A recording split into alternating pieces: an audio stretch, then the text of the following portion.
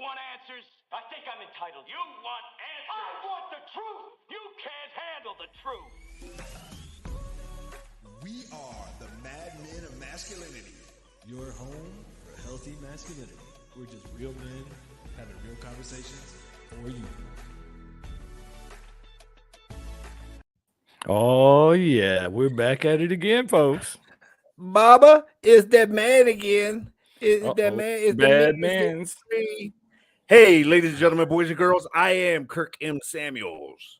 And I am Jason B. Kendrick.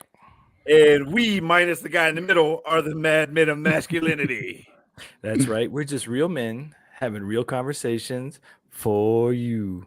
And we have an extra man to have conversations with tonight. How you doing, Mr. Jude Sandvall? It's kind of a rare thing, man. I'm doing well. I forgot the initial in my name. I think that's a thing on the show here. I got to have my initial. Well, you're not cool. It's just an identifying thing. T. Well, glad to be back, guys. I get the FCC didn't call, so I guess we did all right last night. They didn't call yet. I don't know. They might call. Yeah, they might call. Still might call. They haven't caught up to you yet. Maybe next Monday we'll get a note in the inbox. Their emergency operations center is going to hear that Saturday morning at 8 a.m. And the knock is going to give us a call on Sunday and be like, yeah, y'all are shut down because we can't be having that nonsense. Can't be having all them truth bombs to be dropping out there. Yeah, for real. Yeah. We got a little inappropriate over the air. Hopefully we didn't say nothing. We dropped a couple things in there. I don't know. We dropped some stage names and all that kind of stuff. Yeah. So speaking of, if you didn't happen to catch the live on the air broadcast and behind the scenes show last night, we do have Jude Sandvall of the Divorce Dadvocates on again tonight. We're going to try to do our condensed version for you ADD millennial kids who can only do 30 minutes. And so welcome back, Jude. And to Kirk's point last night, I'm not going to try to butcher what you do and who you are. So I'm going to allow you to introduce yourself to fine folks out there. Well, I appreciate that. And you wouldn't butcher it because, you're a good guy. Well, I try.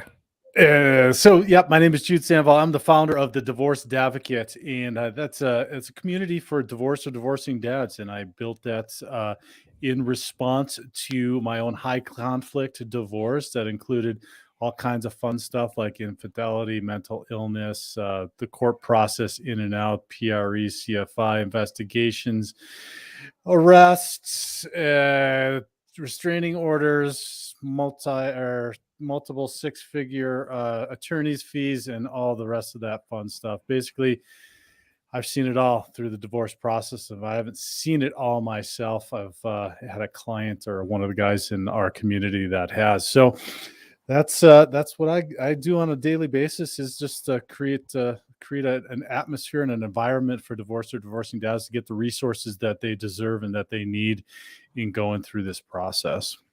Well, that's obviously a very needed thing, and we thank you for doing that. I know probably it was more of a, I need this, so I'm going to do this thing for you, but I'm sure all the guys you help are like, what? Yeah. Did I do it again? You know what? You letting out all my secrets. Hey man, yesterday you busted out my girlfriend and busted me on that, and today now you're giving me. I was trying to be supportive. You put the girlfriend thing out there. That wasn't us, man. And I started with you being a good guy. So man, twice. I thought I was being a good guy. I thought I was. Kirk, you want to take over this conversation? Yeah, please? you go. Yeah, I do, man. Let me take this thing over. This is like as I look at the screen here, this is like one of those evolutionary charts, because you got Jason. Never married, no kids. You got Jude. Oh, here we go. He had one divorce, and then you got this knucklehead over here who's a 2-time offender. So it's like, it's like the progressively worse, the more dysfunctional as you go from left to right. Or it could be Molar and Curly. Yeah, any one of those variations, right? One of those. Speaking of stage names, we established mine used to be Chocolate Thunder, or sometimes I used to go by Klondike. I thought it was Chocolate Daddy. Well, hey, that's what I told you to call me. Changed it last night. No, that's the nickname I told you to call me. Okay. But no, man, it's all good. So getting right into it again. We try to keep these conversations fairly short here on our follow-ups. We don't go as deep as we do on the deep dives, so we try to keep these normally around 25-30 minutes or so. So this is the kind of what we think anyway is the culmination of our divorce series. where, you know, we started off saying, hey, let's do a topic about divorce and the effects of men. And then we got into that show and we realized, yeah, okay, this is going to go on for a while. And I think that was a month ago. And we've been covering this topic. And so we decided to kind of close this thing out here with somebody that is a leading authority by profession. This guy pays the bills working with men who have or are or will be, hopefully not, but will be going through divorce and that kind of stuff. And so we're honored to have you on here, Jude. And, you know, full disclosure, we met you through at least primarily through the B-Men kind of group and organization and that kind of stuff. And you've opened up, you know, your facilities to us to meet and all that kind of stuff. And so you're doing fantastic stuff, man. And we appreciate you. Yeah, my pleasure. And then that's the thing we need to be doing with men, and as many men as possible, is getting together, collaborating, and reaching out, connecting, and men learn from other men, right? And that's something that's sorely missing in our society. With well, let's not go into the history as to why, but it is something that's sorely missing in our society. So yeah, I appreciate you guys being open and receptive to me wanting to talk with you guys. And I think we're going to trade and maybe have you guys on my podcast, but Zach and B-Men and that group and the work you guys are doing with them. And I've got a handful of other organizations I work to. It's just, the more we do this, the more we help. And this, for the women listening, this helps the women also, because you guys help developing healthy masculinity, my work, and helping men get through their divorce and hopefully get into a more healthy relationship next time around is just good stuff. And so Jason's going to throw a curveball at you in a little bit, but damn, I know you said that. But I think what you just said is a great jumping off part in terms of circling back to yesterday. And that is the whole idea of men coming together, especially in the context of divorce and relationships ending and those kind of things. How important is it for guys to do life with other guys, whether it be the good times or the bad?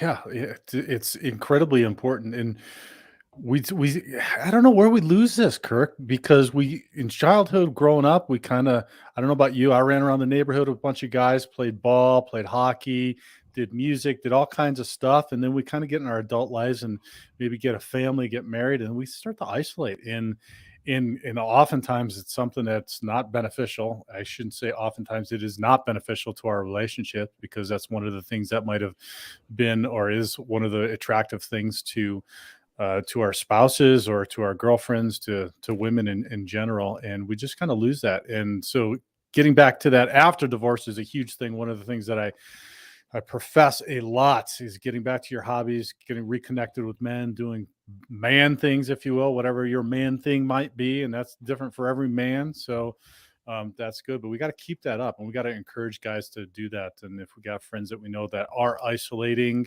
because it's easy to do, especially during some crappy pandemic and whatever else we've got going on, that we need to reconnect, pull guys out of their shells and their man caves, their houses, or their, you know, whatever, jail cells, or and I say that not from jail cells, but like whatever jail cell they're in, like maybe a bad relationship, right? They're self-imposed prison. Exactly, self-imposed prison. Yeah, you're much more eloquent than I am, Jason. Oh well, thanks. I appreciate that. The check's in the mail.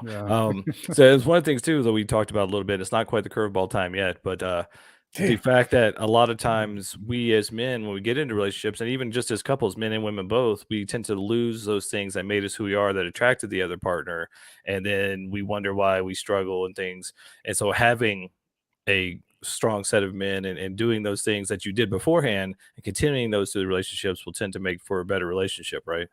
Yeah, absolutely. I was just talking to a colleague of mine that has a website called Dad's Starting Over, and he just wrote a book called Divorce Panic. And he speaks specifically about that and about what we need to do in order to, and we started a podcast about dating after divorce. And we just talk specifically about that. We lose that. And one of the main things our women say once they start to lose that attraction for us is that we're just not the men that we were when they met us, and we lose that spark. But it's a difficult fine line to balance, right, guys? I know we've all been in relationships, is creating that safety and security that a woman innately wants in her feminine nature, but then also creating that, you know, that that little tingle, right? Like doing stuff that's going to make her tingle and make her maybe feel on the edge, right? And so it's that delicate balance, but that's part of the excitement of being in a relationship. If you're making the effort, is trying to traverse that tightrope, if you will. Yeah, something that I've heard several times. I wanted to throw at you as well. That kind of leads into the curveball I want to throw at you. But one of the things I've noticed a lot of times is we as men lose that kind of anonymity or the independent nature when we get in there and we become very ingrained or committed to this relationship, this family and stuff. But I've heard a lot of guys, especially in the especially with the inundation of this kind of toxic feminist movement and everything, that men need to be willing to, or at least convey to their women that they're willing to walk away, whether, no matter what, like, I'm still going to be okay. So almost like, not like it's a threat, but just like, hey, if this doesn't work out, or if you're not willing to kind of follow my lead, as it were, or we're not willing to work together, I can move on. Yeah. So, and I don't feel like that's a curveball at all. And so I'll take it back, maybe even a little bit further to some self-respect. Right. And it's not, and I feel like the foundation of a healthy relationship is built on that respect, and it goes both ways, but your significant other is got to have a respect for you. And if you don't set that tone early in the relationship, and you don't make sure to maintain that respect, and it starts with respecting yourself. So, and I was just talking about this also with somebody else, is that it could be something as simple as I was dating a woman, and so here's a little story. I was dating a woman. We're early on in our dating relationship, and I showed up. We were going somewhere, meeting some friends, whatever. And I show up, and I get there, and I'm like, "Oh, hey!" And I'm standing behind her, and she's like on her phone. She doesn't stop. She doesn't turn around. She doesn't like acknowledge I'm there yet for like maybe a half a minute or a minute till she's done. And then like it takes her another minute or two to get up and like say hi to me. And I'm like, okay, I'll see you later.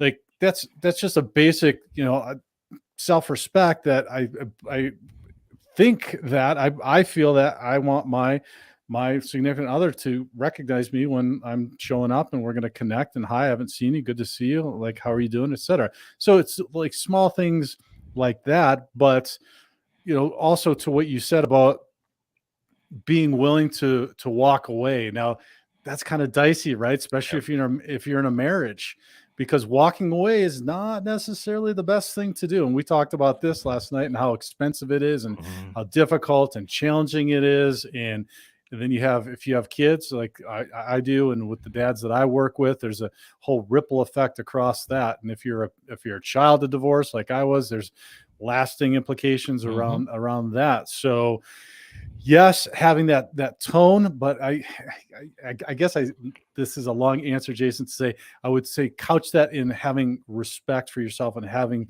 setting that tone of self-respect that, yeah, I will, if I need to walk away from this, I will walk away from this. Is going to be the best thing for everybody, because that respect of the relationships out there, that effort in the relationships not there. And we could spend an entire podcast just on what you said. So that curveball is a really, really tough one. About that's not even the curveball. That wasn't the curveball. Oh, that wasn't the curveball. No, that's leading up to the curveball. That's leading up to the curveball. Okay, yeah, that was the 2-2 pitch. That wasn't the full count. Because there's intersexual dynamics that go into that. There's there's all kinds of other things that go into the. Just ready to walk away because of plate spinning, all the other stuff that you could be talking about. And like you're saying, it's the self-respect thing. Yeah, I think so what you just described in terms of, okay, you're not going to acknowledge me, you're going to be on your phone and blah, blah, blah. To me, that's a test. To me, when I see that, I'm seeing, basically you're testing me and seeing, am I going to withhold or hold any kind of boundary or standard and those sorts of things. And so to me, it comes down to, just an understanding that I don't need you in terms of, your ebb and your flow is not my ebb and my flow. I'm the river banks. Like, I'm the frame, I'm the structure, all those kinds of things. And so to me, the difference comes down to, you know what? Yeah, I don't need you right now, and I can be okay without you. I don't want to be without you. I want you, but I don't need you. And I think the neediness is a turnoff to women, and they test that. Do you need me? Do you need me? And I think once we establish and maintain that we don't need them, because I think a lot of women will fall for a guy that they really respect, and then when that guy overly admires her and is overly impressed by her and puts up with this and puts up with that, that's when she begins to lose that respect, and that's when that whole dynamic changes. And so us as guys, we maintain that, I think, by sharpening our masculine saw, by being around other guys, whether it be collectively or individually, and doing stuff with other guys so that we maintain that masculinity to bring to the relationship that we probably had in the beginning. Yeah, that's a great point. And can I say the S word? Yeah, sure. This This is the regular podcast. Okay, this is the regular one. I'm all right. All right. Yeah. Yeah. So those shit tests are incredibly important within a relationship, and it's very interesting because the way that I view them now. So I used to get really, really annoyed by them. Like, why wouldn't she get up, or why is she doing this, or why is she doing this text game, or whatever other BS she's doing? But now I just look at them, and you can call them validation tests too, right? They're validating whether, because women are hypergamous, right? They're looking to see if you are going to fit the bill continually. And so now I just kind of laugh at them, and I kind of laugh at them, and I call them out. I'll call them out and say, okay, look, so in this circumstance, and I had something recently, with my girlfriend that I said, so for me, it's communication. I was like, okay, so I noticed you did this, and so this makes me feel like this, and in the future, like, and so if I'm rewinding to this example I used before, I would have said, look, I would have been a little more mature than just saying, hey, see you later. I'd have said something like, I would appreciate if you get up and you acknowledge me when we're meeting somewhere, because of, this makes me feel like this, and I want us to have a healthy relationship. I want to feel respected. I want to feel validated. I want to keep coming, and I want to keep buying you dinner. I keep on meeting your friends and doing that stuff. So if I'm going to do that, then you need to do this. And that would have been a much healthier way to handle it. But if you look at it, you reframe it as, this could be a little bit fun, a little bit, it's just validating who you are. But trust me, guys, it's never going to end. Yeah. It's never going to end. In the most healthy relationships, it's never going to end. They're going to keep doing that just because that's what they're supposed to do. So you can either get irritated by it and butthurt and then say, I don't need this shit, and and walk away.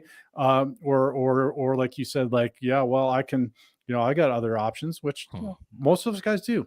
Or you can just use it as an opportunity to learn more effective communication, but also go deeper in your relationship. Because let me tell you, you want to create that tingle, you call her out on one of these shit tests, and you pass it. Oh man, look out. You keep doing that. She's gonna know who the healthy masculine guy is inside. Yeah, so let me reset, and then I'm gonna throw it. Then I'm gonna throw it to Jason for the curveball here. So Madmen and Masculinity, we love doing this thing. MadmenRadio.com. You can listen to us Saturday mornings, 8 a.m., Wednesday, 6 p.m., 12:20 a.m., KLDC in the Mile High. Of course, digital webs everywhere, podcasts, YouTube, Facebook, all that kind of stuff. Got our man, Jude Sandvall here. This is our guy. We're talking about this divorce thing. And one of the things that we kind of touched on yesterday, but JBK realized that, man, there's some gold in there. And I'm the catcher now. Okay, I caught that one. I'm going to throw it back to the pitcher, and now he's going to give you the full count curveball here. So we've actually been touching on it already, and some of the things you talked about, like calling out the shit test and having that self-respect to be willing to say, hey, I'm not going to put up with that, I'm going to walk away.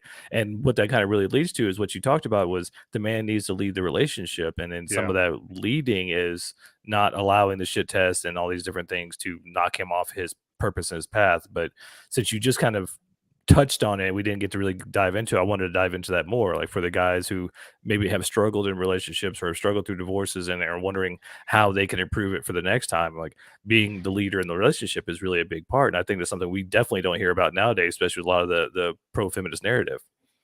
Yeah. Okay. So I'm going to give you one word for the guys listening for your next relationship. It is going to be golden for you. Just one word that you can use, and that is no. Tell her what? Complete sentence. No. What? Yes. No. You mean period. Like every answer is not no, yes? No exclamation point. No. Wow. No. Period. No. But man, it's fun being a yes man. To say man. No. I'm gonna be a yes man. Women, and man, to a T. And this is, so this goes back to the intersectional dynamics that we talk about, and why the jerk boys and stuff get women, and they get the tingles for them and stuff because they just, that gets couched in game and whatnot is the like not giving a crap and whatnot. But that's on the surface level really, because what we're talking about with the shit test earlier is more, they want it. It's a fitness test, right? It's a validation and a fitness test as to whether or not you are fit to be her mate. Right. And this goes back to biological, biology and everything, and with women and difference between women and men, and so it's subconscious, and they don't even know it a lot of times. So if you incorporate this no word into like, no, I really don't feel like doing that tonight, let's do this, or not even having to answer that, but coming up with a plan and leading the plan, and I would take it even further than that, leading the relationship, really having a framework for what you're doing and how you want to do it, what your intentions are, whatever those might be, but then leading from that perspective.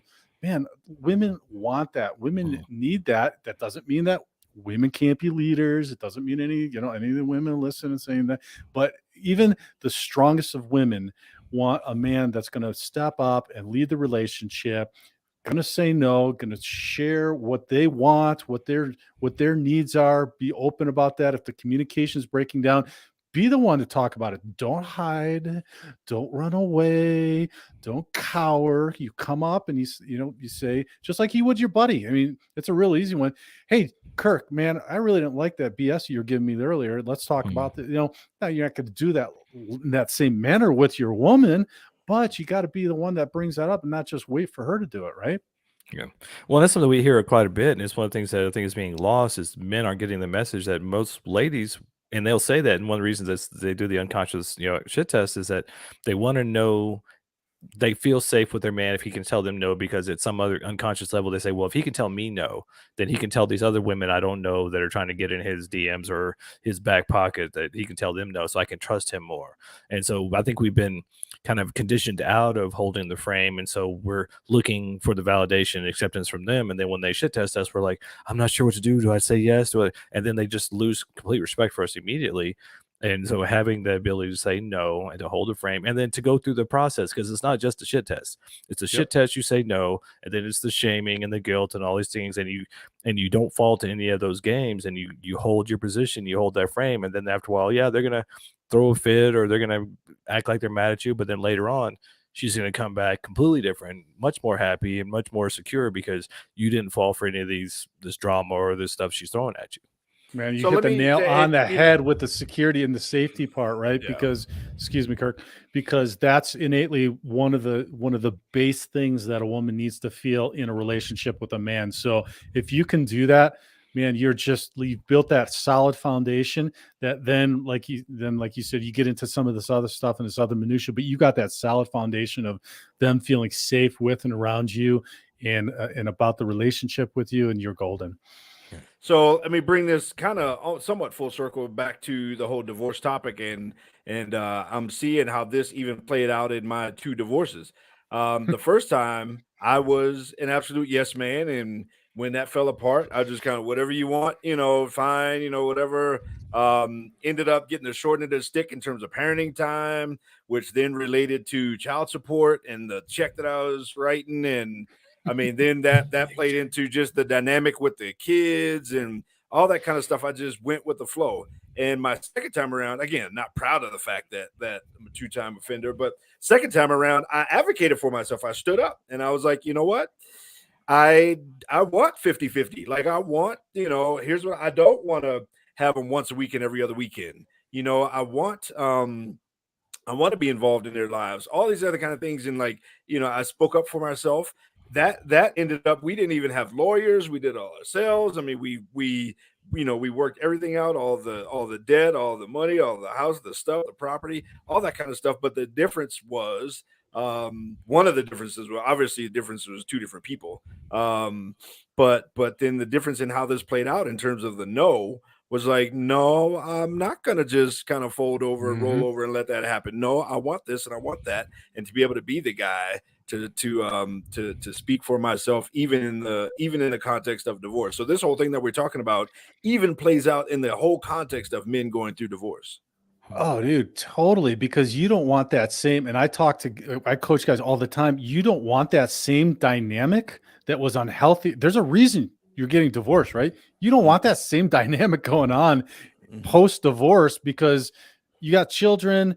You're never completely separated from this person. You don't want that same dynamic. So you've got to set the tone. That's why divorce can be an opportunity for you to say, oh man, yeah, I really got to change some stuff. And if you're not going to do, man, if you're not going to do it, you're just going to perpetuate. And you made another great point, Kurt, which is it's not just in your romantic relationships. You're going to find that this behavior, codependent behavior, whatever you might call it, this unhealthy relational dynamic is pervasive through all of your other relationships, your business relationships, your friends, maybe your kids, etc. So, man, if you're getting woken up because of a broken up relationship or a divorce, then look at that, fix that, but then you're going to be able to find it and fix that in many other places. Because if you're not assertive in your marriage or in your relationship, there's probably a high probability you're not with your kids, probably not in your business. You could even be very successful in your business, but still not be assertive. So yeah, that's absolutely the truth.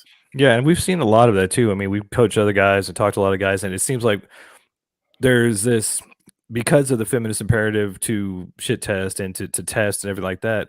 It seems like I think a lot of times there's a correlation between guys losing their guy friends and not having that, sharpening the saw and iron sharpens iron thing, and being around guys, so that they lose their backup, they lose the testosterone building, and then they're with their woman all the time, and then she's constantly testing, and finally he gets tired, he gets beat down, and then he starts folding and saying no, and then she immediately loses respect for him.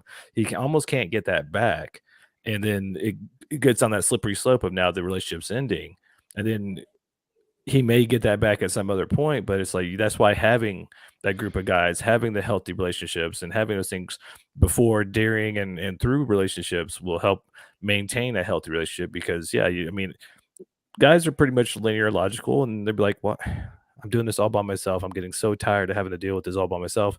Well, they've forgotten a big ingredient, which is having their guys around and having healthy masculinity around. Yeah, absolutely. We hit on this, Jason and Kirk, at the last B Men meeting we were at last month about having another man as an accountability partner that you talk to on a regular basis that can say, man, what the heck is that about? What are you doing? What are you thinking about? Yeah. Are you gonna do something, or like, what are you calling in? I think who was it said, call you to your capabilities, right? Call you as a man to your capabilities of what you should be doing and how you should be showing up as a man. And I'll tell you what, and I've experienced this in my life, and it's been a little over a year now since I've got an accountability partner that I meet with once a week, every week to start the week. It transforms your life. It totally transforms your life. And we don't have that. As much in our lives right now. And if you don't find one person, come, your guys' groups, Be Men, my group, the Divorced Advocate, some of these other groups, find a men's group somewhere, get involved with it, because it'll change your life. Yeah, and that's Chris Natsky that says Chris Natsky says holding men capable as opposed to holding men accountable. Yep. Yeah, that's what you need. That's what we need as men, is having somebody remind us that we are capable, because we get beat down and we feel weak and we think, oh, well, maybe I can't handle this. You need other guys to go, dude, you can handle this. Suck it up. Like, let's go. And I mean, even if you can't find a men's group, there's personal development groups. There's all these different things where you can find other men. Even sports groups or bowling leagues, something like that. Some men you can talk to bounce things off of, because you need to have another guy who you can say things unfiltered that you wouldn't say the way, you can say it to your guy friends in a way you could not say it to your woman, and get that out and vent that out, and then get some feedback. And then you can go, okay, let me look at this another way. How can I handle this? If you don't have that outlet, then you end up on your own, just spinning. Yeah. And your woman is not your therapist. And she doesn't want to be. Now she doesn't want to be, and that's not to say that you shouldn't be authentic and vulnerable and share what you're feeling with your woman, but she's not your therapist. So you're not wanting to go to her to work this out. I mean, go to the freaking library and buy a book and read the book if you need to, or download it, or ideally you get a therapist or a coach or get in a group. But if you don't, go buy a book and start the self-help process. But really, there's no reason not to get involved in the men's group. There are tons and tons of free men's groups everywhere, and that can be church-based, it can be 12-step based, it can be whatever it is. They're all around, all out there now. With the prevalence of online, there's all kinds of different ones. There's the B-Men one. There's another one. Ken Curry, I just had on my podcast, has another one. We're launching ours coming up November 1st, so you can find something for sure. So let's bring this plane in for a landing, man. Let's line that was up on the runway here. Come on, Captain Kirk. Man. We like to, we keep it. He said this is for the ADD crowd, the crowd that don't have a long time. These are folks that want to get it in. He just wants to tip. Anyhow, so what's our landing point? We'll go left to right. JBK, what do you think, man?